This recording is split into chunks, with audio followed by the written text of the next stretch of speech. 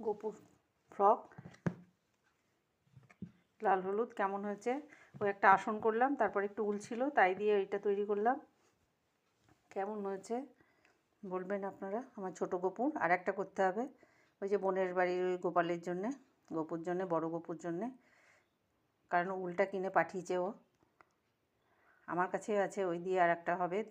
টুপি করেছি ছোট ছোট, অনেক দিন পরে আবার শখ হলো গোপুর সোয়েটার। কত কিনবো ছোট ছোট, আর এই একদম এই সাইজটা কিনতেও পাওয়া যায় না, এত ছোট না, এটা আমি কিনতেও পাইনি। সেই জন্য যে বড়োগুলো পাওয়া যায় কিনতে, জিরো সাইজ না, একটু বড় জিরোর থেকে।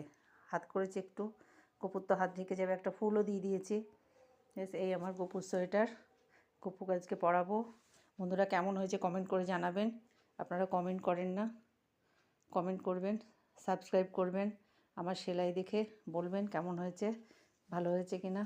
এই যে ছোট্ট এইটুকুনি একটু ফুল দিয়ে দিয়েছি, ও টুপিতেও ফুল আছে, এই কালারের একটা টুপিও আছে, টুপিটা পরে আছে আমার গোপু। রাখছি, ভালো থাকবেন।